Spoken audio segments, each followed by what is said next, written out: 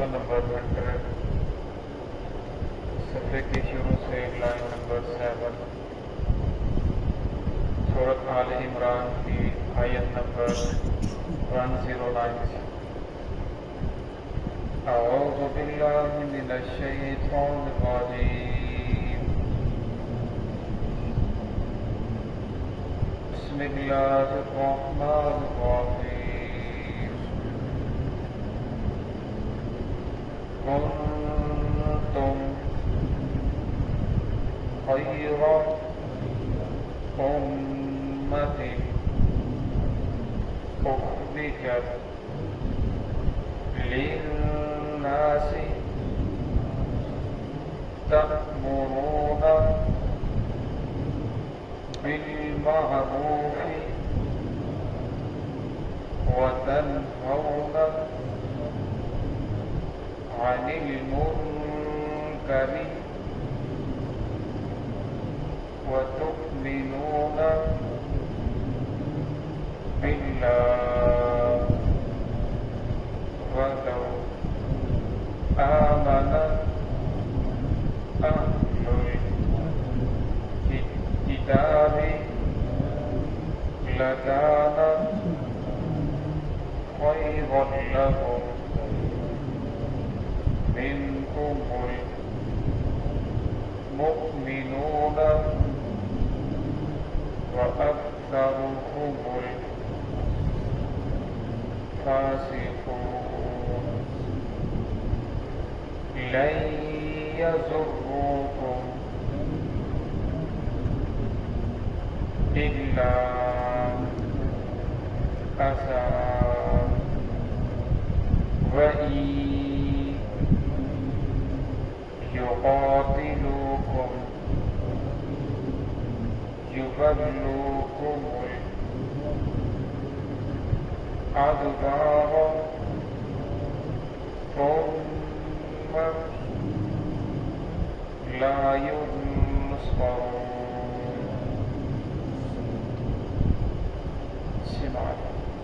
بسم الله الرحمن الرحيم كنتم خير أمة أخرجت للناس تأمرون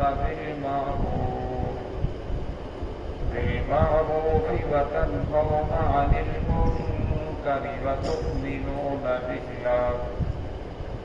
ولو آمن أهل الكتاب لكان خيرا لهم منهم المؤمنون وأكثرهم الفاسقون لن يضروكم إلا أذى وإن يقاتلوكم يولوكم الأدبار ثم لا ينصرون. كنتم خير أمة أخرجت للناس تم بہترین امت ہو اخرجت نکالی گئی ہو للناس لوگوں کے نفع کے لیے تأمرون بالمعروف اور انہیں حکم کرتے ہو بالمعروف نیکی کا وتنہون عن المنکر اور منع کرتے ہو برائی سے وتؤمنون باللہ اور تم ایمان رکھتے ہو اللہ تعالیٰ پر ولو آمن اہل الکتاب اگر ایمان لے آئیں اہل کتاب لکان خیرا لکم تو البتہ ان کے لیے بہتر تھا منہم المؤمنون واکثرهم الفاسقون اور ان میں سے کچھ مومن ہیں واکثرهم الفاسقون ان میں سے جو اکثر ہے وہ فاسق ہیں لن یضروکم الا اذى نہیں وہ تمہیں ضرر پہنچا سکتے الا اذى مگر کچھ تھوڑی سی تکلیف وَإِن يُقَاتِلُوكُمْ اگر وہ تمہارے ساتھ قتال کریں يُوَلُّوكُمُ الْأَدْبَارَ پیٹھ پھیریں گے ثُمَّ لَا يُنصَرُونَ پھر ان کی مدد نہیں کی جائے گی. اس آیت کے اندر اللہ رب العزت نے اس امت کی فضیلت بیان فرمائی وَمَا كُنتُمْ خَيْرَ أُمَّةٍ أُخْرِجَتْ لِلنَّاسِ کہ تمام کی تمام امتوں میں سے تم بہترین امت ہو. پھر اگر بہترین ہونے کی وجہ بیان فرمائی کہ تم بہترین کیوں ہو فرمایا بہترین اس لیے ہو اخرجت للناس کہ تم لوگوں کے نفع کے لیے نکالے گئے ہو. انسان کو جو پیدا کیا گیا ہے یہ لوگوں کے نفع کے لیے پیدا کیا گیا ہے کہ لوگوں کو نفع پہنچائے. انسان کا مقصد صرف اپنا کاروبار، اپنی تجارت، اپنی کار کوٹھی بنگلہ صرف اسی کے لیے پیدا نہیں کیا گیا، بلکہ انسان کو تو اس لیے پیدا کیا گیا تاکہ یہ لوگوں کو نفع پہنچائے۔ اور آگے پھر اس کی صرف بیان فرمائی،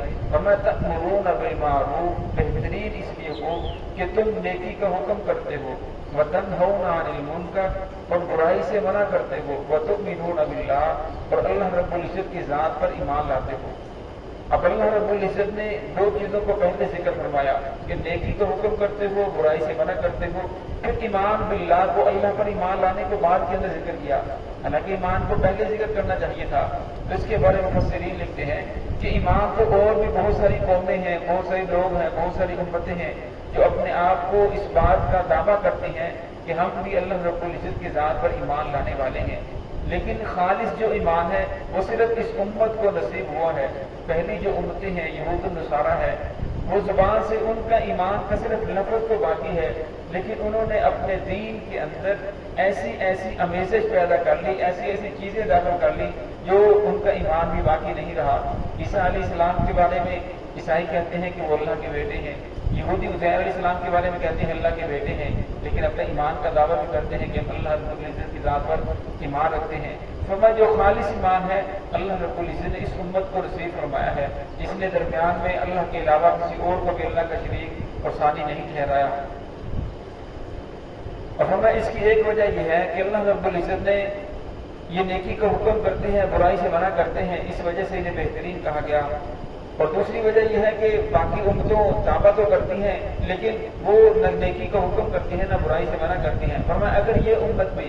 اس کام کو چھوڑ دے، نہ نیکی کا حکم دے نہ برائی سے منع کرے، پھر یہ بھی یہودیوں کی طرح ہو جائیں گی۔ یہودی جو تھے اس کام کے اندر خود بھی کرتے، خود بھی ملوث ہوتے، ایک دوسرے کو منع نہیں کرتے تھے، جو جس کام کے اندر لگا ہوا ہے اسے اسی کام کے اندر لگا رہنے دیتے تھے۔ تو فرمایا اس امت کے لیے یہ نہیں، پہلے جتنے بھی انبیاء کرام دنیا کے اندر تشریف لائے، اس نبی کا کام تھا کہ چل کر لوگوں کے پاس جائے، لوگوں کو دین کی طرف بلائے، لوگوں کو آگاہ کرے کہ تم نے مرنا ہے، مرنے کے بعد اٹھنا ہے، حساب و کتاب ہوگا، یہ دنیا کی زندگی عارضی ہے